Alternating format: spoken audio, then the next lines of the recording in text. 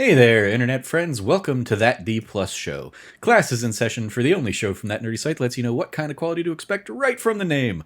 I'm your host, Trevor Starkey, and each week we dive into a different Disney Plus offering and discuss its history, how it holds up today, and our general impressions. If you like the show, we would love it if you like, subscribe, rate, review, share the podcast with your friends, all that fun stuff. Joining me today, we have Logan Wilkinson. How you doing, Logan? I'm good. Excellent. And Cameron Abbott. How you doing, Cam? Hey, what's going on? What's going on is today we're going to be talking all about Elemental as kind of a reprieve between Amazing Spider-Man stuff and Halloween stuff next month. I mentioned this to Cameron earlier in the week, but Logan, I don't know if you saw, Mrs. Doubtfire is also coming to Disney Plus starting in October. It's a great movie. So that's probably going to be an early November Disney pick. Owns Mrs. Doubtfire? Fox. That's crazy. Yeah. It was It's so complicated. Yeah, Disney owns everything. I should just assume. Yeah, it's as a default starting position that. Yes, but today we're going to be talking all about Elemental because it's the recent Pixar entry onto the list. We're all fans of Pixar for the most part, so yeah, wanted to, and I really enjoyed it when I saw it back in theaters, and I thought these guys might like it too, so wanted to go ahead and give that a shout. Our little bit of our history lesson here, originally released June 16th, 2023. Other releases of the summer, basically, were Guardians of the Galaxy Volume 3 had come out May 5th. Fast X came out May 19th. The live action this year. I was like, these all sound familiar. Yeah, these are all pretty recent. Yeah. Little Mermaid, May 26th. Spider-Man Across the Spider-Verse came out June 2nd. Transformers Rise of the Beasts came out June 9th. The Flash and Asteroid City came out on June 16th alongside Elemental here. No Hard Feelings was the following week, June 23rd. Indiana Jones and the Dial of Destiny came out June 30th. Mission Impossible Dead Reckoning Part 1, which I saw with Logan while he was in town, came out July 12th. And, of course, big shock of the summer, Barbie and Oppenheimer came out July 21st. That's kind of what our big summer box office was comprised of. As of today, or at least as of the numbers I'm seeing on Box Office Mojo today, the Elemental has a domestic gross of $154.4 million. Where do you guys think that falls in the year-end chart kind of at the moment? Remember, it's been a bad year for a lot of movies. Yeah. I'd say maybe it's 8. I'll say 8th. Oh. Nice. Jinx. I'll take 9th then. You're both off. It is currently back at number 15. See, I wanted to go, yeah. Just ahead of Fast X. So it did make about $10 million more than Fast X. Domestically, at least. Kill this franchise off slowly. Which, Fast X was very much one of those, this is a big disappointment domestically. Audiences just did not show up for it. Elemental, the story with Elemental was very much it didn't open big, but it stayed in the top 10 way longer than The Flash did. The Flash, I think, is down domestically at 20. So yeah, it's behind, or it ended up outlasting and doing better than The Flash. Creed 3 is at number 14 with 156 million. Yeah. Transformers Rise of the Beasts, which a series you would think would be far, far higher given its, historical grosses and stuff, only had $157 million at number 13.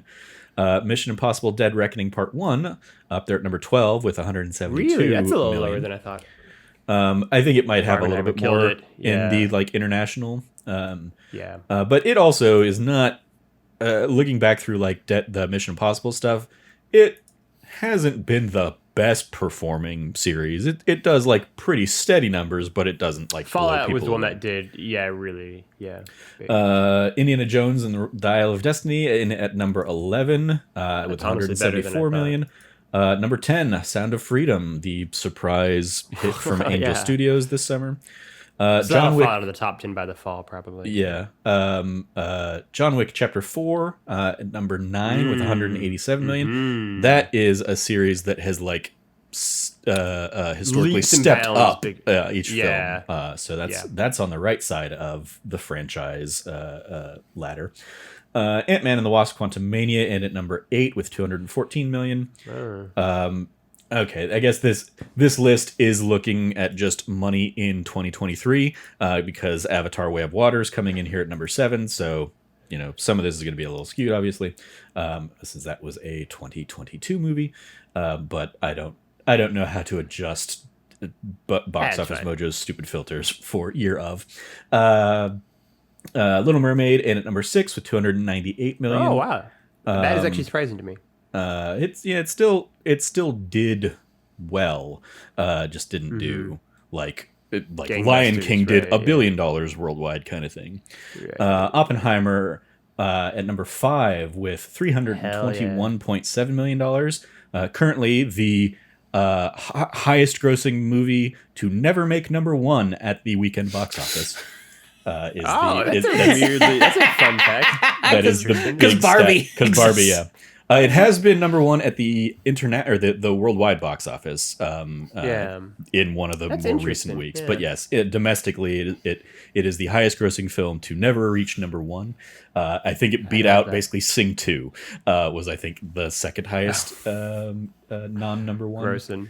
Guardians of the Galaxy Volume 3 at number 4 with 358.9 million. Spider-Man Across the Spider-Verse at number 3 with 381 million. The Super Mario Brothers movie from earlier in the year at number 2 with 574 million. And Barbie with 631 million, blowing away the box office this year. So with those numbers in mind, and the fact that worldwide Elemental has grossed $489.4 million, where do you guys think it falls in the worldwide grosses? It was 15th. It was domestic. 14th. No, yeah, you're right. You're right. 15th. Sorry. I think maybe it gets to 12. Again, we're on sync today. I'll go 11 then, since it came to 12. But yeah, I think 12. All right. At number 12, John Wick Chapter 4 worldwide That's a bummer. with 428 million.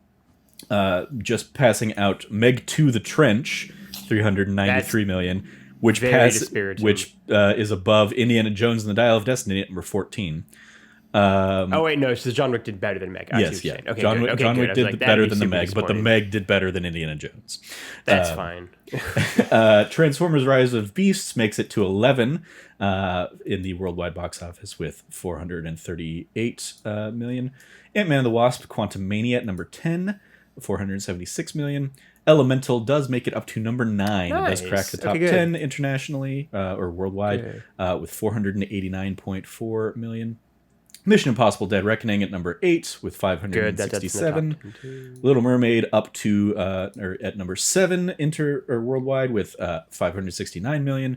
Spider-Man Across the Spider-Verse 689 million at number 6. Fast X shoots all the way up to number 5 with the worldwide gross thanks to its high foreign box office. I don't know. I guess it probably had some sort of. I'm sure it definitely didn't do like they love Vin Diesel historical China numbers, but I'm sure that's a chunk of its 550 plus million foreign box office. Guardians of the Galaxy Volume 3 at number 4 with 845 million. Oppenheimer almost reaching the $1 billion mark. Probably not going to make it, but with $928 million, it is at number 3. Yes, I love that. Only behind a Super Mario Brothers movie at number 2 with 1.36 billion, and Barbie once again at the top spot with $1.428 billion. Trevor, do you know if Oppenheimer is the highest grossing R-rated movie of all time? I do. I don't. I watch shout out because a lot of the stuff I pulled from this comes from Dan Murrell, who does like a weekly box office breakdown on YouTube. I'm trying to think of because Deadpool 1 and 2 didn't do as good as that for sure. So I'm trying to think of like what could have Hangover wouldn't have done that good. I think it's been in the conversation. It is behind Joker. but yes, it is number 2 behind Joker. That's fucking dispiriting. It looks like it is Joker at number 1 because with 1.07 billion, Oppenheimer at number 2, Deadpool 2, Deadpool 3, Deadpool 2 and Deadpool at numbers 3 and 4 respectively. Joker's terrible. Don't watch Joker. Watch Oppenheimer 7 times instead. Yeah. So shout out to this movie being one of the still probably disappointments of the box office in a very disappointing box office year, but it definitely had a better story. Elemental we're talking about now. Elemental. I was like, sorry. Trevor had very high expectations for Oppenheimer. Sorry. Yes, back to Elemental. Elemental had a lot of people basically wrote it off at the after opening weekend of like, oh, Pixar's just done. They can't make a hit, but they had pretty good legs throughout the rest of their run. Hell yeah. So yeah. In our the film has a runtime of 1 hour and 41 minutes, and in the Pixar timeline of things, we had just leading into the pandemic, Onward came out March 6th, 2020, one of the very last films I saw in theaters before everything shut down. Then we had the pandemic era of straight to Disney Plus, of Soul, Luca, and Turning Red, December 25th, 2020 for Soul, June 18th, 2021 for Luca, and March 11th, 2022 for Turning Red, the last of the Pixar straight to Disney Plus ones. Because then last year, June 17th, in pretty much the same window that kind of like Disney has slotted in for these Pixar movies, June 17th, 2022, we had Lightyear. June 16th, 2023, here we had Elemental. Next year in March 1st, 2024, we have Elio. And in this middle of June spot, we have Inside Out 2 slated for June 14th next year. And then we have some TBA movies slated for June 13th, 2025, March 6th, 2026, and June 19th, 2026. So Disney just locking in third weekend of June as like, this is when we're going to put our Pixar movie out. So yeah. Our roll call here. The director is Peter Sohn, who got his directorial debut with Pixar in the Pixar short Partly Cloudy from a number of years ago. His feature-length debut was The Good Dinosaur, and then he's now directed Elemental here. He's also known among Pixar fans for voicing Emile in Ratatouille, a.k.a. Remy's brother. Oh. Remy's very begrudging or like whatever, he'll eat anything brother. And then he was notoriously Socks in last year's Lightyear, who largely stole the show for a lot of people. And Socks is great. Yeah, Socks is great. And in Spider-Man Across the Spider-Verse, he voiced Genki this year. Okay. The writers, we have Peter Sohn also has a story by credit on this, which he'd also had a story by credits on Partly Cloudy, Good Dinosaur, and Elemental. And then the writing team of John Hoberg and Kat Lickle, a married couple with writing credits going back to 1999, including some episodes of Honey, I Shrunk the Kids, the TV show. They also wrote on All That. And My Name is Earl, and a show that I very much enjoyed because of I was deep in the weeds in like theater and musical theater at the time, Gallivant, featuring Tim Omundson from Psych. From Psych. Gallivant, such a good show, excellent show. And then Elemental does appear to be, at least from what I saw in IMDb, their feature film debut.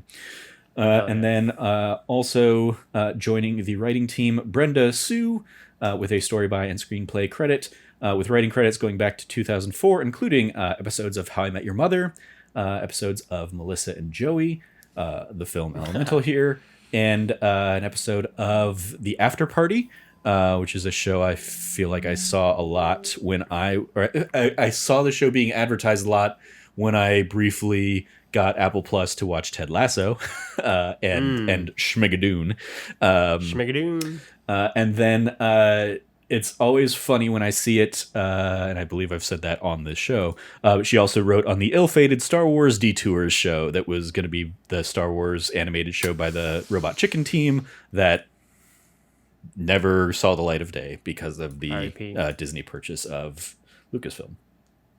But it's always up there in like unreleased or like in process or like future projects, because hey, maybe they will release it someday. Who knows? They won't. I don't think so. Our cast of characters here, we have starring Leah Lewis, who plays Ember. Prior to this, her biggest kind of ongoing thing is the Nancy Drew TV series, where she's been in a number of episodes there. Mamoudou Ati playing Wade was in the I believe TV series Sorry for Your Loss. He's also in Jurassic World Dominion and Elemental over the summer. That's right, Jurassic World Dominion came out this year too, didn't it? Jeez. Where was that last year? No, I don't. No, that was last year. That was a last year movie. Ronnie Del Carmen as Bernie is a Pixar animator and art department member and story, and he has a story by credit, and he's the co-director of Inside Out, with very minor acting roles in Inside Out and Soul. So he's one of those like Pixar people that they just cast in the film. They liked his voice, they liked what he was bringing to the role of Bernie. Maybe he was a temp track thing, and then they just liked his performance enough that they kept him.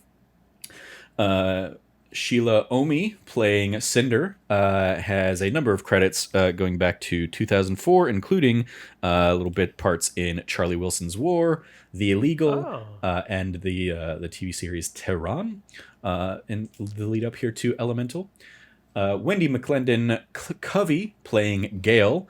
Is probably best known to audiences either from her work on Reno 911 or more recently The Goldbergs. She's also in the she's the mom in The Goldbergs. Even though it's a show I've never watched, I see her in all the advertisements and stuff. She's also in Bridesmaids. And then yes, she is. Catherine O'Hara plays Brooke, aka Wade's mom. Of course, with Disney, she has done The Nightmare Before Christmas, Chicken Little, and Frankenweenie, making this her fourth Disney animated film, Disney Pixar animated film. Of course, she's also known from the Christopher Guest films like Best in Show and A Mighty Wind. She's in both adaptations of A Series of Unfortunate Events, which I always like to shout out as a fun fact for her. She plays like the judge in one of them, and she plays I don't remember who she plays in the newer series. You're right. Yep. And then, of course, she took the world by storm in the recent years with her performances in Schitt's Creek, which won her at least one Emmy, if not more. Also, she's the mom in Home Alone. Yeah. Oh, yeah. There you go. That's probably another time we've talked about her on this show. Yes, of course. Some trivia. As with many Pixar films, we have a lot of Pixar-centric Easter eggs scattered throughout. This was one of my favorites. The notorious Cal Arts classroom A113 gets a nod here with a train that arrives in Element City, and it shows basically like the train lines to be labeled A, H, and AL. There is no atomic symbol for A, but the atomic symbols for H, hydrogen, and Al, aluminum, are 1 and 13, respectively. So it is a clever A113 reference that is being made there. It also has a more traditional reference as a room number in City Hall, where Wade finds Ember sleeping. Yes, that's the one I caught. The Pizza Planet truck gets rebranded as a Pizza Planet boat when that can be seen in the background when Cinder is following Ember to Wade's apartment. Because we're in the Water District, it has been it has been boatified. Partly Cloudy gets a reference. This again, the 2009 Pixar short that was directed by Peter Sohn. It has a poster at the movie theater where Gale and Wade are seeing the movie Tide and Prejudice. And there's also a film with the same font treatment as The Good Dinosaur, here relabeled The Good Element, as a nod to Sohn's feature-length debut. Historically, the prior film has a nod to the next film. So in Lightyear, we had Wade was featured on water bottles in the vending machine that you see in Lightyear. And a nod to the next film here, Elio.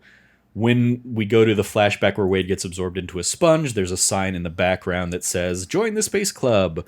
If you haven't seen the trailer for Elio, it's basically like a kid who gets mistaken as like the leader of Earth by like a alien planet or an alien ship kind of coming, and so Elio has to go basically speak for the planet in some kind of intergalactic senate.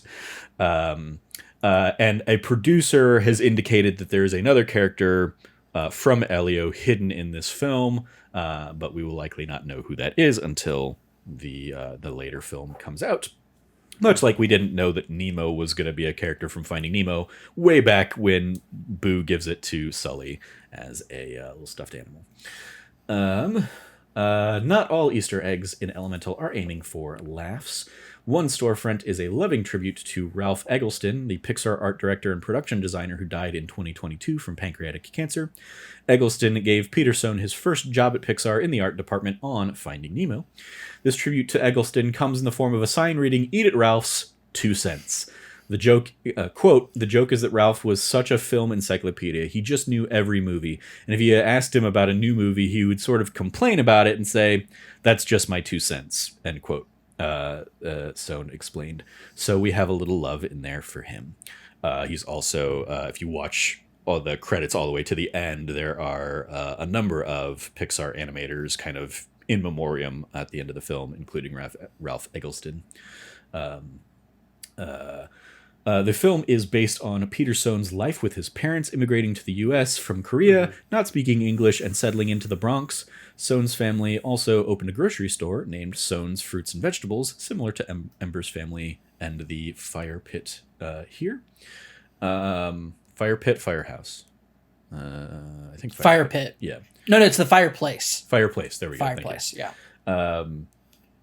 Every time I see it, I'm like, oh, that's just designed to be a future storefront in some Disney theme park. Like they're going to make it a place at some point, whether it's in California Adventure or one of the other parks. Carl's Date played before this movie, and it was the first time in 5 years that a Pixar short was played before the film, last time being Incredibles 2. Now, I looked at that and I was like, I swear I've seen like shorts before the movies before. And sure enough, like when I saw Onward, a short played before the movie, but it wasn't a Pixar short. It was a Simpsons short, which was, it was one of those like, this is weird in a post Fox buying Disney world, or Disney buying Fox world. So yes, Carl's Date was the first time in theaters in 5 years that we've had a Pixar, that traditional Pixar short before the film. I mentioned, I don't know if either of you sat down and watched that short for the full experience. Carl's Date? I did not rewatch it. I did not like it in theaters. It very much was like it was weird, especially because I was like, that's Ed Asner. That's still Ed Asner, even though he died a while ago. So they had this recorded some time ago and just took a while to animate it. Animation takes forever. Yeah. But it was still very like, this is weird, and they didn't need to do.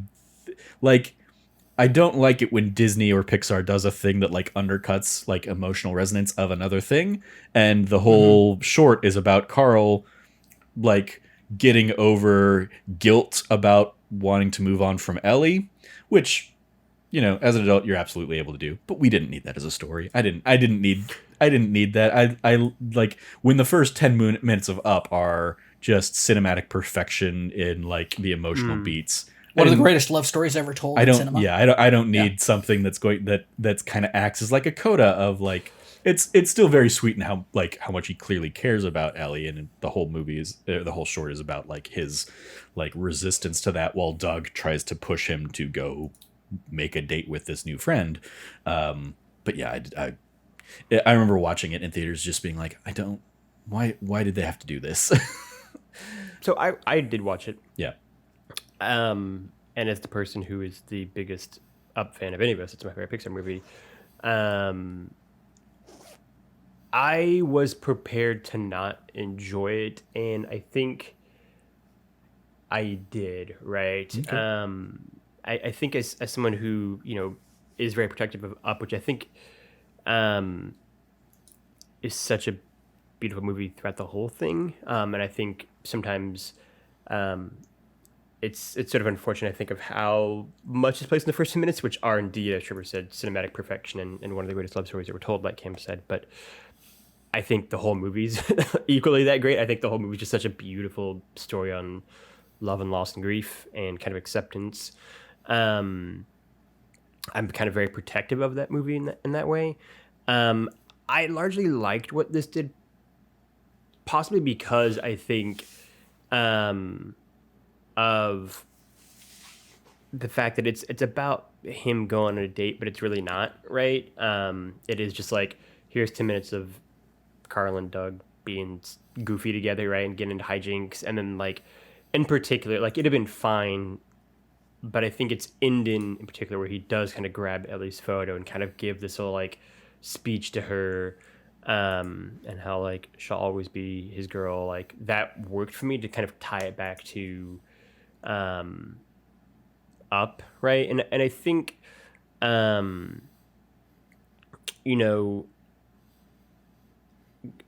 watching it this time for the first time, like, I haven't viewed Up since my own grandfather passed away, and he was someone who had multiple marriages because his wives, my grandmother and then his second wife as well, passed away before him, and, like, he got remarried and never diminished the love he had for them. And, like, viewing it through that prism for the first time, I'm sort of like yeah, like, Ellie will always be his love, right? But it doesn't mean that he can't still find new love or just go on a date, right? And that could be the extent of it. And so I enjoyed it. I liked it. I think the ending kind of kept it above, like, this is okay level for me. And then I'm always here for Doug, and they even gave me a nice moment of him saying squirrel, which I'm always here for. So I think it was good. I don't think it's nearly as good as a movie, obviously, but I think it was a nice short, like, do we need it? Maybe not, but I'm always happy to go back to that world. All right. Well, it sounds like you have to go check it out, Cam, so you can be kind of the tiebreaker among us. Decide, Cam. I mean, I guess, yeah, I could. Back to some trivia. Wade's non-binary sibling, which I believe was like and credit to Disney, they weren't out there like bragging about it from the rooftops, but I'm pretty sure that's a first among Disney and Pixar. But they are dating a character named Ghibli in honor of the, of course, iconic Studio Ghibli. And then, according to Disney, the film received over 26.4 million views within the 5 days of its release on Disney Plus. Supposedly the biggest film premiere for the platform, surpassing Hocus Pocus, that had 26 million views last year. Let's talk about Hocus Pocus 2 again, Cam. However, until they show us, legitimate numbers and actual receipts, facts and figures that can be, independently verified, I don't necessarily trust what any of the streamers tell us, because they'll always just try and, bolster numbers to grab a headline. Or put out big numbers right before an investor meeting. Indeed, yeah. Yep. So that's what I've got for the trivia here. I've appreciated, I rewatched it on Monday. Cameron then, watched it on Tuesday and was very excited to chat about it on the show.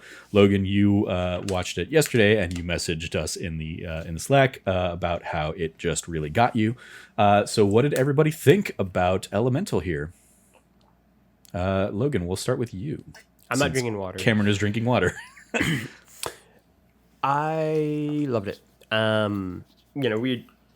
think we talked last week, but Times About Circle again, about how there hasn't been a Pixar movie that really worked for me. Yeah, we sat down kind of after the podcast, and we're looking through like Pixar's Wikipedia stuff, and nothing's really resonated with you, I think, since like Coco. Yeah, and I think this works in a way that a lot of the ones that I've liked but haven't loved or didn't really click at all with, really, really delivered for me. And it was sort of, I'm actually glad that I talked to you before I watched it, Trevor. Just because of like when I had saw the trailers, I was like, oh, this is like a love story of fire and water that can't get along kind of thing. Guess who's coming to dinner kind of dynamic. And then you were like, it's an immigrant story. And then I watched it and I was sort of happy to discover it's like a happy medium in between those two things, right? And so like it wasn't as much of like a immigrant story as I was braced for it to be, and it was more of this like love story than I thought it was going to be. And so it's kind of like a nice immersion of the two. I really loved it. I mean, part of it is that, you know, very candidly, it's just a lot of my own love story in this story, right? Like, as someone who fell in love with a daughter of, you know, immigrants from another place who have struggled to assimilate, right, or not assimilate to the new country, being kind of the more happy, you know. Oh God, yeah, you are Wade. Yeah, absolutely. Yeah. Did you not have that? Did you never make that connection? No. I was watching it. I was like, yeah, I'm like, oh, okay. Yeah, this is Logan and Travia. Okay. Yeah, and Travia is very much Ember, and so like I'm like just like struggling with like living your parents' dreams, living your own dream, that kind of whole thing. Like it worked really well for me, and obviously part of that is just kind of the facts that bled into my own life, but it really, really worked for me. I thought it's really well done. I loved how they paced out their relationship and story. I love Wade's family. I think that whole sequence at the house is really great. I love Wade and his family definitely cry way more than I do, but I enjoyed it nonetheless. And yeah, like I think it is an unsurprisingly beautiful to look at movie, right? I mean, it's just absolutely gorgeous. And that's something that they do really well every time. But it's like all the small details. I love how like half of Ember's head will go away, right, when she gets like touched by something or scorched by the water. Like Wade, the way he can kind of like morph his body using like water is great. I really liked the like first touch they had and like the like meld of like the two together, and like it kind of like zoomed out and like almost had them like halo-y. I even said to myself when it like they first like touch and I think hug and it like zooms all the way out and it's just like, oh, that's like the one perfect frame image right there, right? Like golden hour them together. Yeah, I mean it's great. I really, really liked it. It's one of my favorite movies of the year. It's one of my favorite Pixar movies in 7 years since Coco.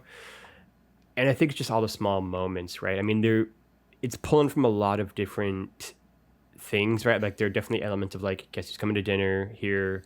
There's definitely moments of I think a lot of first gen experiences and stories and narratives, and I think they weave them together and then combine like a healthy handful of like Zootopia on top, and all of these things are things that kind of shouldn't mix together, I think, as well as they do and as effortlessly as they do. I think there are things I don't like, right, but for the most part I think it flourishes really, really well. And the relationships between Wade and Ember and her parents, even Wade and his mom and his dad, who has obviously already passed away, but is a very prominent part in his kind of own arc, all just, I think, sing really well together. Yeah. Cam, how about you? I really love this movie. I had learned more about it when you talked about it on that Nerdy Site show a while back. It was during a time where like my boss actually, she went to go see it with her family when it came out in theaters. And afterwards I was like, oh yeah, tell me how it's going to be. It's the same weekend we were going to go see The Flash actually. Yeah, I think I ended up seeing both. You saw both movies that weekend. I saw The Flash with you, and I saw Elemental with my family for like a Father's Day thing. Yeah. Yeah. You came back and you're like talking about it, and my boss said like, yeah, she's like, yeah, I cried during it, and I was like, oh, okay. And while watching the movie, I was like, man, I was kind of expecting it to be more Zootopia-esque with a lot of the kind of like low-hanging symbolic fruit. But I was really impressed by like the level of depth they gave to, instead of being like, look at all these different kinds of animals or all this stuff. It's like we have 4 elements, but look how diverse they get. Look how culturally unique they are. Look how like, and it's really, really impressive to see a movie that also just has the ability to do texture so well. I was watching it on my 1080p TV that we have set up in the living room right now. And I was blown away by the level of textured animation they had, whether it was, all four elements were wildly represented in different ways, but I was extremely impressed with the way how, even though these were people, amorphized, elements, yeah, made up into people. And there was something really impressive about the way that fire, even though it was a fire person, there was constant movement of the fire in them. Water, every time they moved or they did anything, the water flowed throughout their entire body. Air, I think the basketball game, the air ball game they did was super impressive as far as like the way those textures animated, because it wasn't just like I drew it out, they drew an outline, and then they filled it in with like the color scheme of what this elemental person is supposed to look like. It was so incredibly well done. I think it's really just such an impressive feat of 3D animation to say, hey, here's something uniquely that 2D animation would be a nightmare to try to accomplish there. But they really do such a great job of accomplishing it in such a consistent level throughout this movie. I was super impressed by the city because, once again, I was expecting like Zootopia, different things. I like the idea that it's like, hey, fire people actually live in the slums. They live in the old, they even call it out. They're like, there's the old city and the new city. Fire people live in the old city. Well, we shut down water years ago. I was like, well, why would they shut down water? I was like, is that more nefarious? And then I realized, oh no, to make room for fire people and make sure that they're safe, they shut off water. And I'm like, okay, that makes sense.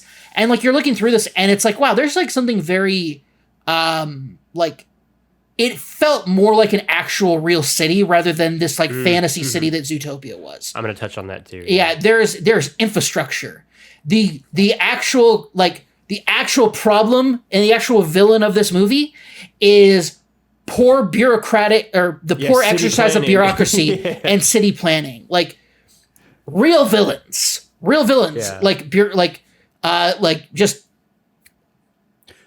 Think about Elemental the next time you read a story or see a TikTok about a bridge collapsing. Exactly. And also, hey, we're going to swing a hammer at this refined glass that was done on it. And just to see if it breaks. And when it's filled with water already.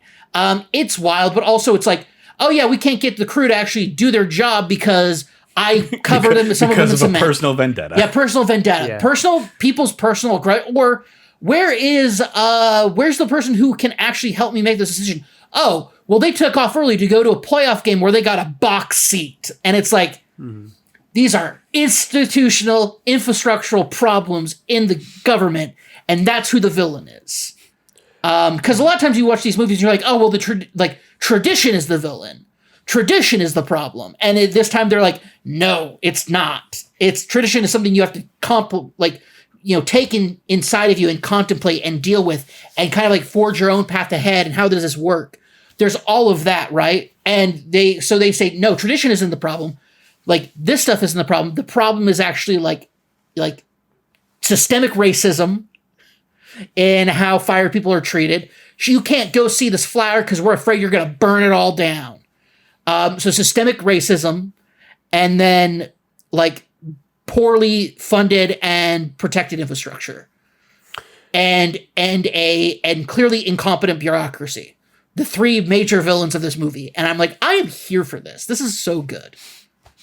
Logan, you wanted to weigh in on I was just going to say, yeah, I mean, one of the things I really liked about the movie is how I think deft it is with its handling of systemic institutional racism, right? Like I think it's really smart and sharp in its point that the racism that they face isn't largely, I mean, them seeing the plant is sort of the exception in terms of like overt acts of it.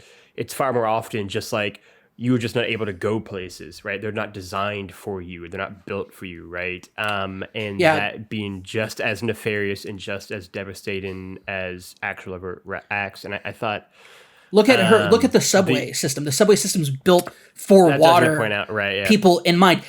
To the point where air people, it's so unaccommodating to them, they literally have to sit on the ceiling. Yeah. I think the way that they show, to Cameron's point that he was making too, of just like, it is, the failure of not even thinking about it, right? It's not that they're even necessarily doing it maliciously. They just don't even consider other needs, right, or other people. And the decisions, I thought was like just shown with such like piercing insight. And it's like all these small, tiny details. It's all the small, tiny elements. It's the way that like the fire district just sort of builds itself up, right? Yeah. And doesn't really like the fact that he doesn't know what like a health inspector, a food inspector looks like, probably because they never got one before, right? Like there's an area that just kind of does its own thing, and they don't get city officials walking around here, right? It is just like the old forgotten part of the city, and it is shown that way, right? It was literally just like a dump when they got there. And I think those elements of like kind of bureaucratic and institutional, like not even malevolence, just like malfeasance. We don't even think of you. It's so good. I like how it's just, it's basically in the prologue of the film of like the first wave was the water people, then the earth people, then the air people, and now Bernie and Cinder are like the first fire people, and they are going through an Ellis Island experience where that's a hard name to write, so we're just going to call you Bernie and Cinder. Right off the bat. Like, how do you spell that? There's I'm fortunate to work for a company that has like a very dedicated diversity, equity, and inclusion kind of team and initiatives and stuff. And there's a quote that I always basically see going around that's effectively like, if we're not intentionally being inclusive, we are unintentionally being exclusive. And that's very much what is at the heart of the fire people's kind of story in this. And it is, we see all the ways that, because they're kind of the last people to join this place and the city's already been built up, it wasn't built with them in mind, and they are having to struggle and work that much harder just to get by and just to do their thing, which obviously we see, anyone with eyes that pays attention sees those parallels kind of in our world. And so, it was very like, that was very much the like, I like that it's kind of having that, and it's introducing that message to a new audience, to a younger audience, in a way that's going to be, easily understandable and digestible to them, much like Zootopia did. Very much kind of walking out of this movie, I was like, there's a little bit of like Romeo and Juliet kind of like, relationship-y stuff. But for me, the parts that did resonate were kind of that element, and were the immigrant story. And that's probably why I like talked them up kind of in talking to you. It's not that like the immigrant story is overwhelming. It was very much that like, from all of the marketing, I didn't know that was going to be in there at all. So that was like, that was the pleasant surprise of the film, and what made it stand out, and what made it be like, not like, if you take that out, this is a B or C level DreamWorks, film or something like it. It's an animated film from a lesser, in quotes, kind of studio. And the fact that it's coupling all of that with all of those elements, is kind of that Pixar magic that maybe I hadn't felt as intensely in, especially in something like Lightyear. So I very much kind of enjoyed like the return to formness that introduced. And it's very interesting, you guys kind of both highlighting like how beautiful the movie looks, because yes, I agree it looks beautiful, but it's so like, that's almost second nature. And if a Pixar movie looked bad, that would be the more alarming thing. Like the fact that it looks as good as it does is just kind of like, like I'm absolutely taking for granted that, and it was like on a second watch where I was like, it's really incredible. The fact that like Ember's fire is constantly flickering, and it's not just like there's never, 2 frames of her in the same kind of, vein or something like that. And same with Wade. Moving in the water. Like, all of our central cast are constantly in flux. And fire is notoriously difficult to animate. And the, like, it doesn't look like real fire, but it's not supposed to look like real fire. It is an animated version of fire, and looks incredible for what it is. Yeah. And there a handful of like, we zoom out to the city shots, and like the last time I remember like feeling that way of like, oh my god, like Pixar has really outdone themselves, was like in Coco, probably, and like seeing kind of the underworld and all the colors and just the all those layers and effects, and here it is very much like, oh, even like they go on their little date at the park and like everybody just kind of like dances and chills and stuff like that, and it's like that probably took months and months and months of work for hundreds of animators, and it just looks seamless, and it looks like, oh, that looks exactly how like I would expect this to all look in this world that you've presented to me from the first jump. So it's I appreciate you guys kind of like highlighting it, because it is just kind of like a second nature thing for me that, it, in the same way that if I'm playing a video game and I'm running through a thing, I'm not thinking about all the work that animators and like, artists put into, all of the things in The Last of Us Part 2 that you're only gonna, be in for 5 seconds. Yeah, right. And the detail in there.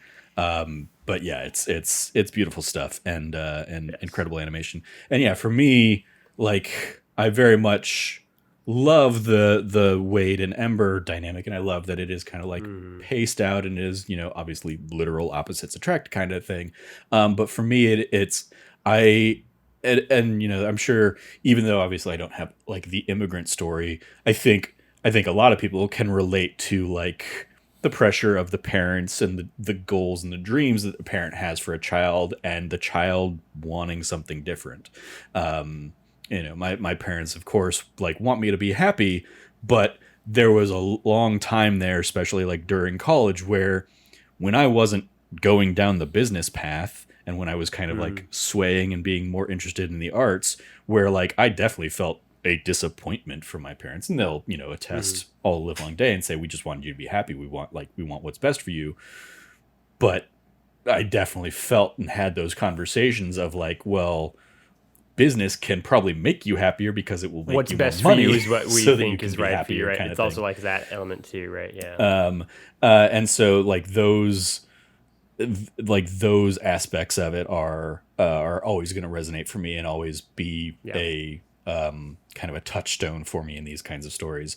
And especially it being like, okay, Ember being like, I've been groomed to take over the family business in a way that maybe my folks have prepared me over the years to take over their rental properties and stuff like that. And for, her to really find her, her passion or her interest in ways that she doesn't even realize, but like the artistry that she has doing her glass blowing and putting together things like that, that it takes Wade to kind of like highlight for her, is a certainly a parallel to my own like kind of past and journey with my artistic expressions and stuff like that. So so yeah, I very much enjoyed her, and I've been very like I talked about it on the podcast on when we talked about it over the summer. Like I definitely think this is one of the best movies of the year. It's not a thing because I don't normally just like chat about people and be like, hey, you should go watch these other movies. And the people that I do that with already all saw the movie with me, aka my family.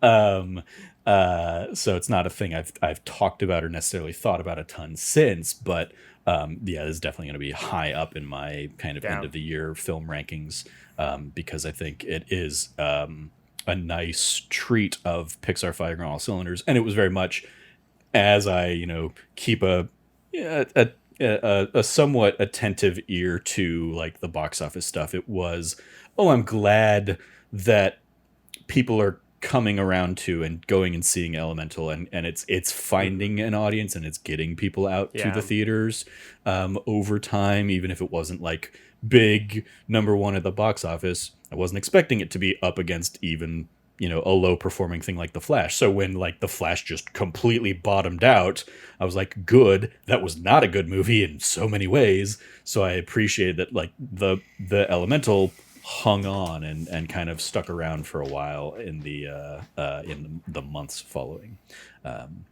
Because I think that's a nice little story for Pixar, especially because like Pixar does have an issue, I think, and I think it's a Disney inflicted issue where in a time when Disney was putting their, films like Black Widow or Mulan on Disney Plus, but charging like that, up, the hey, if you want to watch this, you got to pay a premium fee, and they weren't doing that with the Pixar movies. They're inherently devaluing the Pixar movies and training the audience, hey, you don't need to go see this in theaters. You can just wait until it comes to Disney Plus. And I think last year with Lightyear, we basically saw the reality of a mix of like people didn't know what Lightyear was going to be about. They already didn't like that Toy Story 4 existed. So why are they going to like this complete spin-off thing from the Toy Story universe that doesn't have Tim Allen as Buzz Lightyear and stuff? And so people didn't show up for it, and people waited until it came to Disney Plus. And so when Elemental came along this year, and I mean, even Disney did the same thing with their own Strange Worlds last year that Cameron and I talked about. Yep. So yeah, it's a fascinating kind of look from like an industry side as well on how Elemental is going to potentially impact the future of these Pixar films.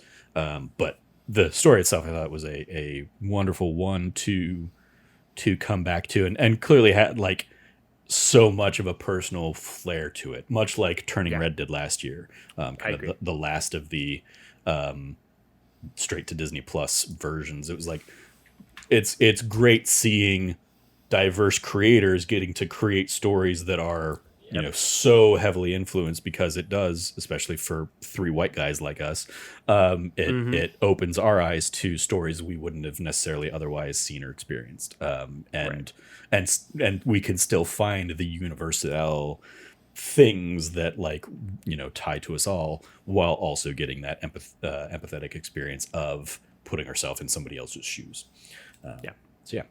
Any favorite parts or bits anybody wants to give some love to? Any specifics? Cameron? I think for me, my favorite thing is still probably, I think my favorite part is the different like living environments. I know we only really got to see two of them, or like a little bit of Earth when they were flying around. But just doing some light pruning. Yeah. Such like a weird adult joke for a ostensibly kids movie.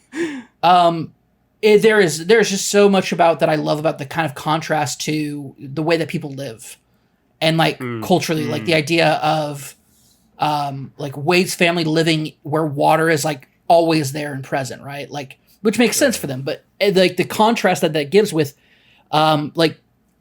That's so. I mean, the fact that their apartment is a pool, and they have to make a special accommodation just to let Ember, goes again to like what we've been speaking about. It's like, oh, they just never even would have thought about having like fire people over for dinner, because that would not have been an experience they could do. It wouldn't have worked at all. Yeah. Love the anytime Wade ate something hot, the way his body would steam. Yeah.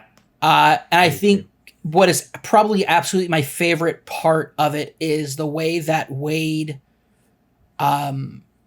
embodies a supportive partner. Somebody who dedicates themselves to building you up, and like Wade recognizing, hey, don't really think I'm that special, but Wade's special ability is connecting people and bringing out the best in them. And Ember seeing that and like falling in love with that. She doesn't fall in love with Wade because he's the hot water guy, or because like we're opposites, so we're going to attract. He constantly tells her how amazing she is when she doesn't think she's that amazing, and he's constantly supporting her and trying to build her up and help her, and he connects with people, which is a thing she's always struggled with. Yes, something she struggles with. She is very much in awe of just that character element. Yeah. And I love the way their relationship builds the way that it does, because it feels very real. It feels very poignant. Yeah. I myself am interested in people who I think aren't necessarily opposites of me, but have something that I lack, something that I want to have in my life, whether that's on any sort of level, material or emotional or personal. The idea that, I, like, for example, I myself am not a heavily ambitious person, but I love ambitious people. I adore ambitious people. I love it when people have a drive and an ambition and a desire to be better and greater and do bigger, better things than what they've done before. And something I realized when I was in school, and I was studying, at the time I was studying journalism, and I realized I don't really want to be this sounds so stupid considering how many of these we've done, but my goal was never to become a big time content creator. I wanted to work with other content creators and help them build themselves up and be bigger and better. And I wanted to be that supporting person. Life clearly hasn't gone that direction. But in a way it kind of has, but there's something really that I love about, like, I see a lot of myself in Wade. I see a lot of myself in Ember, somebody who does come from, like, I come from a very strict cultural background, not racially or ethnically, like the way that, Elemental is portraying, but I come from a very deeply religious background and I'm not anymore. And there was a conversation that I had to have with when Ember tells her parents, I don't want the life that you've wanted for me. It hit home to me because I had to have that same conversation with my parents. I had to sit down with my parents and tell them, I don't want what you want. I don't want what you've wanted. And that was one of the hardest conversations I've ever had to do in my entire life. And so Ember avoiding that with everything she is, I know that because I did that for years. It is such a hard conversation to have with your parents who really just want the best for you and want you to be happy. But their lens of what happiness is so confined to a singular focus, and breaking out of that and being outside of that helped me grow as a person exponentially into being out and open and everything else. And having their love and support has meant everything to me throughout all of it. And so I deeply connect with both with the weight of I love ambitious, strong, powerful people who have something that I like, that kind of filling in our gaps in with our partners and the people we surround ourselves with, whether it's romantic or otherwise, is something that I feel is very poignant and such a great message and something great to represent on screen. And then another thing, because it's not about we get caught up in so much about two hot people meet and then they hook up and that's romantic comedy and hijinks ensue. We're used to that, and getting to see something that's much more raw and real in a romance felt amazing. And also Ember's entire story about moving away. I cried when she was talking to her and her parents had that conversation. And also at the very end when her father does the bow, the big bow. And that hit me so hard. And I teared up like a little bitch on the couch last night watching it. And I was just tearing up so much. And I'm I know these moments, these moments happened in my life, and they're so powerful and so well represented here in such a great and accessible way. So I love this movie. Yeah. How about you, Logan? Any particular moments you want to give a shout out to? Or you did mention there were some things in here that you didn't necessarily vibe with. Anything there you want to kind of touch to? Yeah, a lot of the moments I like a lot, Cam already just talked about and said very beautifully. And it was also interesting to get an insight of why Cameron and me might be such good friends. But I think in terms of stuff that I don't like, it's mostly limited to the stuff that is here because of it's a Pixar movie that just kind of can't be avoided, right? I think the entire I don't know if I really needed the fear of the water breaking. And that is the recurring thing. I liked it when it just sort of they did it and then it ended halfway into the movie with her fixing it. It was I would have just liked it to be fixed at that point, but I understand why we need to tell us what they want to do at the end kind of thing. But I thought that hanging over their heads, I didn't need, and which is why I was so happy that they did kind of dispose of it early in the movie and then bring it back. Obviously, it was a means to an end. Like it was the means in which 100%. Wade and Ember met, because that's the real story. What's happening around the thing that gets him at the end. Yeah, 100%. In terms of like other moments, right, that Cam didn't mention, I think it's a lot of the small moments for me, right? I think so often I'm someone who has talked about this before extensively, written about it. I love like the small moments in like games or movies or TV shows and relationships, and this movie I think has so many, right? I think whether it's them playing the game of trying to get the other person to cry, right, and like Wade sort of recognizing what will actually get her to cry, right, just expressing himself, and then like it like showing like into like her like soul or whatever, was like a nice moment. I think it's when she realizes she loves him, but she thinks they can never be together. It's and so I think amazing. like the way that they animate just like the looks they give to each other, like whether they're in the hot air balloon or whether they're in like at that sunset scene where they want to like touch but don't want to touch yet kind of thing. And that whole exchange I think is so good and so, I think, perfectly done. It's like the small smile she has on her face when she leaves. I think they just nail a lot of moments, and I think they nail a lot of the frustration on both party sides of having to bridge this cultural or racial divide at times, right? Like one of my favorite lines in the movie is where like Ember's kind of going off and explaining why like they can't work, whatever, and Wade just says like, I don't understand, and then Ember just says, that's why this would never work, right? And that line cuts so raw and so real, because just it's the reality, just like you just don't understand, right? And you can't, right, in the same way, and that I think is so authentic to a lot of people who are in interracial or intercultural relationships. I think, you know, there's so many tiny moments, right? I think the image of Ember like on the floor after Wade has like died, right, and just like there by herself, I think is like heartbreaking, and the way she brings him back is like perfect for who Wade is, and perfect for who they are with each other. And obviously the big bow is going to just smack you right in the heart, and it does, and it's very effective at that.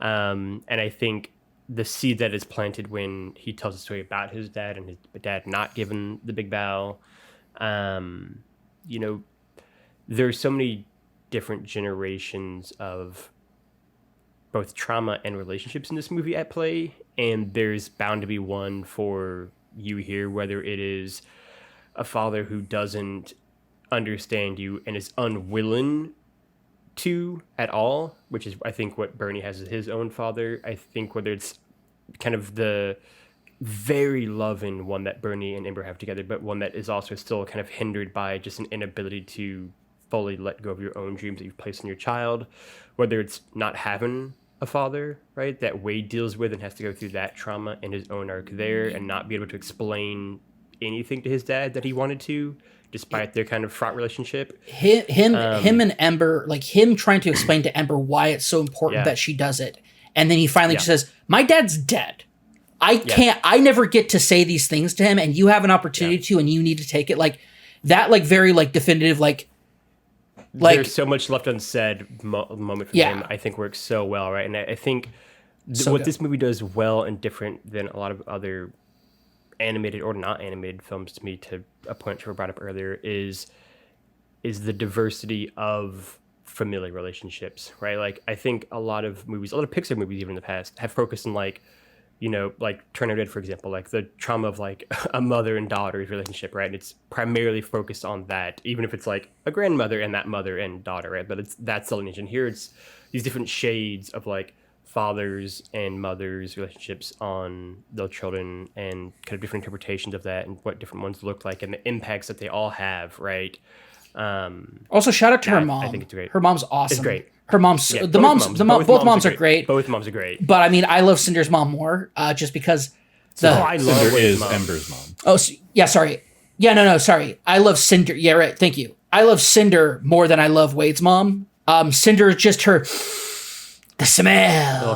The smell. I smell love. And it's just like, well, obviously this can't work because you can't light it. And then he's like, oh no, I got this. Wade's like, also Wade's on the spot ingenuity. Yeah, great. Just so good. That was a moment I was gonna give a shout out to. Was I love like the way, again, like the few times that like this movie did like, oh god, that is a really beautiful shot. It was like how the light and water are like working together, and you get it in kind of the intro scenes between Wade and Ember, and you see like the shimmers and the ripples, and obviously like they do stuff with like the crystals and the creating the waterfall on the water, or the rainbow on the water at the park kind of thing. But yeah, then this kind of like Cinder's side job as like a love expert where she can smell it in the air. So good. Hokey or not, it is very much like what was I watching recently that kind of played with this. I've completely forgotten the show. Oh, it was in American Born Chinese.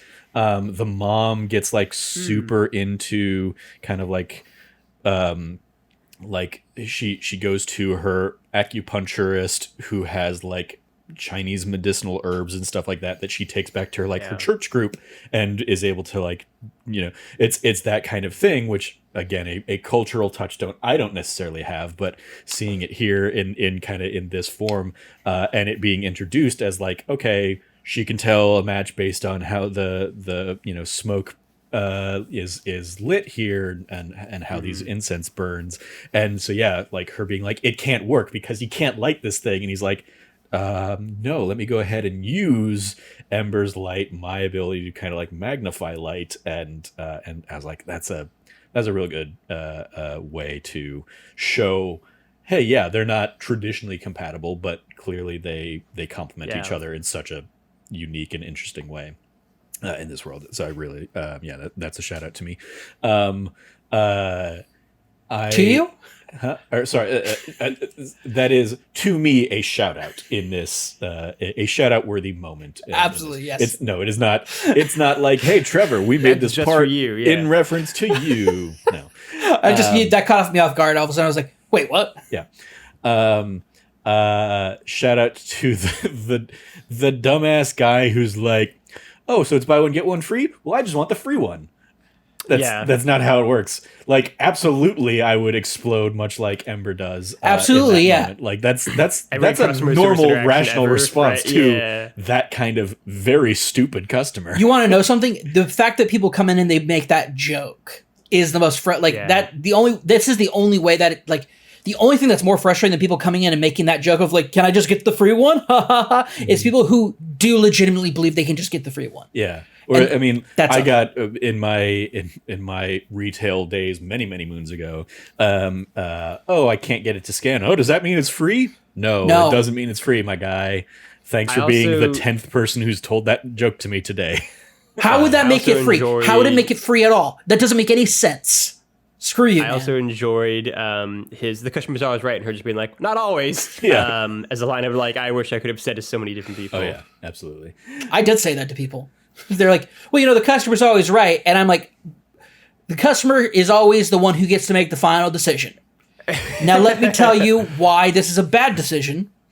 And that's because you shouldn't, through a drive-through frozen treat stand, ask for hot fudge and hot caramel on your sundae, because by the time you pull up, it's already halfway melted. Because all you're doing is telling me to pour hot candy tar on frozen goods that will melt it to the point when you get it, and then you complain that it's like soup by the time you get home. Yeah, it's like soup by the time you get home. Who waits to eat their ice cream when they get? That's crazy. No, it's because it was a drive-through. You would come through, we'd have it packed up, ready for you to go. Yeah. As somebody who's bought plenty of Dairy Queen Blizzards through the drive-thru, like, that's I go in expecting and knowing that my cookie dough Blizzard is going to be somewhat melted in fucking Arizona. In the 15 minutes it's going to take me to get through to get home from here. It's 112 degrees outside. You're pulling up through a drive-thru. You are in line Now we're timing it as best we can. I offered you, hey, how about I put the caramel and hot fudge on the side in little side dishes so that you can put them on when you get home, and you tell me no, and then you have the audacity to call in and complain to my foster mother, my boss, at my family's restaurant that, oh, it's like soup by the time you get home. I warned you. Cameron's not bitter about it. Yeah, that's. I don't have traumatic memories of working customer service jobs for almost a decade. Exactly. Not at all. The stars that stay with us. Yeah. I mean, hey, at least I didn't have to work the graveyard shift at a CVS. That's true. That was a nightmare. I didn't do that either. That's just That's just Trevor. Trevor did that. Yeah. I would never. But yeah, I'm trying to think if there were any, like, I guess I'll say, like, the Vivisteria stuff. While it creates like a nice little beat, it also feels like it's a holdover from a different movie or something like that. It felt like it was going to be way more important than it I felt it was far more symbolic because she mentions earlier that it's a flower that can grow anywhere, right? Yeah. And the idea that it's still alive, even though it's been submerged in water. Yeah, even though this museum's been, or this garden's been flooded for years, and just going back to your thing of like, oh, institutional bureaucracy. They just left this place destitute and in the middle of the city, flooded. There no efforts to just completely demolish it and put something new up, or they just left it there. Fix it, But the idea that I felt like the idea was like this flower is like a symbol of their relationship now, of like their relationship can live anywhere. And I felt it was like part of it was a larger part of Ember's story. But that's it's definitely for me. It there's an element of like, oh. It's a beautiful gesture that Wade heard that from her and like has got Gail on board to like give her a way to see this thing. But like I'm also in my mind, in my like cinematic movie knowledge, I'm holding it up to like one of the absolute cheesy but all-time best moments of that kind of gesture, being like a walk to remember, and the guy taking Mandy Moore to, you know, the state line between blah blah blah and blah blah blah, and he's like, one of your bucket list items, be in two places at once. Like that's the level of like cheese ball that like works for me, and this just for whatever reason fell short of that. That's a good shout out, Trevor. For me, it was largely I like your line of just like, it felt like it was from a different movie, right? Like it felt like that was set up to be like a way bigger point, like almost in the vein of how they set up the like big bow, right? And like that comes back in a very beautiful way at the end. And like I expected this to come back at the end. I mean, they do it in the middle of the movie. I was like, oh, okay, yeah. And then I watched it and was like, I also expected it to be like way more visually impressive than it was for me. Like it's obviously very beautiful, but it's like, oh, okay, yeah. And then it just kind of over real quick, and then it leads into like the next beat, and I was like, oh, okay, yeah, that was not what I expected this thing we've talked a lot about to be now.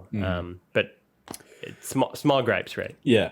Another element that I like, but I almost wish they had gone further one way or the other with it, is they, at least visually, play with the idea that like the tempered glass is tied to, like, the strength of the tempered glass is tied to Ember's like emotional state. Like when she's getting mad and blowing up at Wade is when we're seeing, like, we're cutting away from that to it cracking. Oh, I guess that's true. Yeah. And they just don't like fully commit to like confirming it. Like it's mirroring it on a visual sense, but I'm like, okay, but like chemically, is it also somehow tied to her? Like when she blows up, is that what's like causing it to crack and blow up? Or is it just because she's under a lot of pressure in this relationship and in the, you know, the stress that she's putting on herself with her family, and the glass is under a lot of pressure because we're constantly seeing the water just fill up in that canal. It very much kind of comes down to like, I don't know if it's like, if she had the like ability to just break that glass or keep it strong in place, or if that's just a visual like parallel that they were drawing in those moments. So I would have liked like a little bit more clarity on that, as opposed to keeping it open-ended where it's like, oh, I could write a video essay on either option or something like that. but yeah, that's just kind of a little sticking point that to me, like, because I think it is a beautiful way of showing her gift, showing the strength of her gift in a very literal and physical sense, showing her the strength of her gift in a very real sense, and then kind of setting up that path of like, this could be her future with the, like, you know, internship offer that Brooke gets for her and that kind of stuff. And then we kind of get to see all this like lovely stuff in the epilogue credits. Oh my gosh. That's another shout out is absolutely. just the and Pixar's been doing this in a couple of their things recently. Like I remember they did it in Luca, was another one in particular, where it's like the end credits are basically giving you nice little like buttons on a lot of the story beats and story moments, and just kind of like little, it's like the story has ended, but here's like a little bit of it's a new version of like, here's the freeze frame while we're going to throw up a thing on text that says so and so went on to become the, you know, Ninth Supreme Court Justice or something like that. I like, it's an actual epilogue and not like the ones where movies give you like 74 in the actual movie. Yeah, I agree. There you go. So yeah, I very much enjoyed that little bit, and I know Cameron that you enjoyed that as well. I did. I loved it a lot. I like just what a like perfect little like just cap, like end cap to put on that story, and it's beautiful and so well done. And lastly, for me, shout out to like one of Bernie's last lines of like, now we'll have more time for hanky panky. It's been like, oh, Dad, you are so embarrassing. Yep. Yeah. Dad's will dad, man. Good stuff. All right. Well, let's dive into the report card where you grade from A+ to F. Logan, we'll start with you. What do you want to give this one? I will give it a... I'll give it an A-. I'm feeling generous. A-. All right. How about you, Cam? This has a solid A for me. It nails across, like, there's very few things that are like detractions for me. This is a film that is like, I think, just an absolute definition of a sleeper, what I would call a sleeper hit. Like, you just don't expect the film that you are walking into to, even knowing what I knew about the actual premise of the film that you told me, Trevor. Film that it, yeah, right, yeah. It helps. It, like, I can't imagine you walking into this film thinking you're going to watch like some Pixar dopey rom-com and then walking out after watching this movie. It might be an A+ at that point, but I did know the premise, but the way that they execute on it so brilliantly, and it crosses just like all divides, and like it's so well done. I can't emphasize that enough. Granted, this movie speaks to me on like several levels, so makes sense. Yeah. It's gonna get an A from me too. I really enjoyed it when I first saw it in theaters with my family, and so kind of getting to enjoy it again, kind of anew. And then in particular, I also just liked that, like, I liked the rolling wave this week of like getting the glimpse of like your guys' love of it as well. That led me all week to be like, I'm so excited to chat about this one, and it did not disappoint. So extra credit, other suggestions if you like this. We have Good Chemistry, the story of Elemental, basically a Disney Pixar documentary about the making of Elemental. Those have typically been good. Like, I really enjoyed the Lightyear one, so recommend checking that out. I liked the Lightyear one, which I saw, I think, before seeing Lightyear, and then like afterwards I was like, oh, I probably liked that. I liked the story of Lightyear, the story of them like making Lightyear a little bit. Like, I found it a little more interesting because like the story of them making Lightyear, I imagine much like the story of this, is like, we made so much of this movie during the pandemic and not being able to see people and all that stuff. Right. So the fact that this one probably has like a flavor of that mixed with, you know, the very personal anecdotes that I'm sure fill the documentary. I'm sure that's probably a good little half hour, 45 minutes, whatever it ends up being. Other options, Doug Day's Carl's Date, as we alluded to earlier. If you want the full, like, here's the cinematic experience, you can watch the Carl's Date kind of short. In addition to that, there is just a series of other shorts called Doug's Day, or Doug Days, which are Doug-centric, 15 minute shorts. I think there's like 5 or 6 of them that you can go watch. We have Up, of course. We have Wall-E. We have the original Cars recommended here. We have Lightyear and Turning Red. Extracurriculars. Anybody watching anything else on Disney Plus? I imagine it's largely just Cam and I watching the latest Ahsoka. Mm-hmm. Accurate, yes. That's correct. Trying to think anything else. Nope. All right. Well, and yes, we will be back next week as Ahsoka's first season wraps up. Cameron and I will be sure to catch that episode and then do kind of a full season breakdown of our thoughts on Ahsoka. I will say Yep. that I just updated my letterbox. I have Elemental as my 9th favorite Pixar movie, and my favorite one since Coco. I can confirm. Yeah. There you go. Cool. All right. Well, that is going to do it for this episode of That D Plus Show. Thank you, everybody, for joining me to discuss Elemental here. You can follow Logan at Lefty Logie, Loggy. Anything you want to give a shout out to, Logan? For sure, YouTube. These two are freaks who do lots of YouTube stuff, a lot of it. And you should check all of it out. It's very good. A lot of long form stuff, and some fun one-offs. But definitely recommend all that. Trevor said somewhere on the internet that we recently crossed 100,000. Yep. Yeah, I noticed it, I think, like Monday after or Sunday after we recorded that Nerdy Site show, and I was like uploading it and stuff. I noticed we were up over like 106,000 plus views on the YouTube channel across 1,000 plus videos. So, not, and we don't, as I said there, like we don't have the greatest retention and stuff, but yeah, it's definitely Don't tell them that part. Don't tell them that part. Yeah. It's definitely a nice, and we also, I don't think we're anywhere near that in terms of like podcast listens, but we definitely have like a healthy amount. Excuse me. A healthy amount of podcast listens as well. Yep, we have quite a few.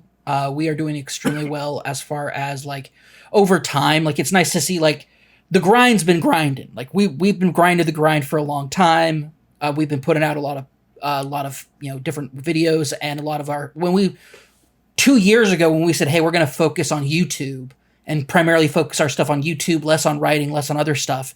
Like it was I think we were not expecting it to be like a quick lift. We knew it'd be a pretty heavy, slow lift for us to get to this point. But I think that like we are in a good pace now. Trevor is just a machine. He is a Let's Play machine. Mm-hmm. It's going to be interesting to see once we get through kind of the backlog of like, I was able to knock out a whole bunch of Let's Plays when you worked on Mondays and I did not. It'll be interesting to see how that shakes out now that we both are Monday through Friday 9 to 5ers kind of thing. Well, now I can just hang out on the couch and watch something or do something out there. If you're like, hey Cam, I need to reserve it for Let's Play.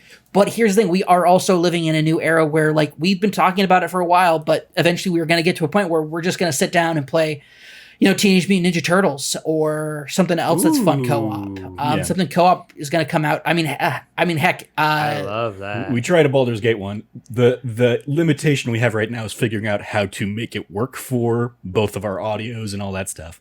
Well, I think now we've got like the tech issue. Yeah. Now they've the two of us doing it in the same location. Yes, but now there's also they made that update in the patch where everybody can like if you're playing multiplayer, instead of it just being like you're like somebody takes that dialogue option, it now puts everybody into that dialogue. Oh, good. Even though may not be the person in control of it, you're still as a party member there standing around. Yeah, I had to actively like come and join the conversations in Baldur's Gate 3 to otherwise like you're in the conversation, I'm just running around doing stuff in the meanwhile. Yeah, they've made that change so you can, I don't know if it's an option, like you can toggle that on. It's probably a toggle. It's probably a toggle, but anyway. I just like that. I like they've done some stuff to make that easier. So well, maybe we will revisit that for a Baldur's Gate co-op series. You can follow Cameron at Rev Cabot, 2 B's, 2 T's. Anything you want to give a shout out to there, Cam? Absolutely. The thing I want to give a shout out to is definitely going to be That Deep. Sorry, we're on That Deep Plus show. Go check out. I am basically putting together a thread on Threads and Blue Sky of all the stuff that we've been putting out for PAX West. I am kind of coming to I have some content plans for how the rest of this is going to get rolled out. I've made some edits. Basically, I'm coming to kind of like an end, and I'll be doing a final write-up on it at some point in the next week. So keep an eye out on that.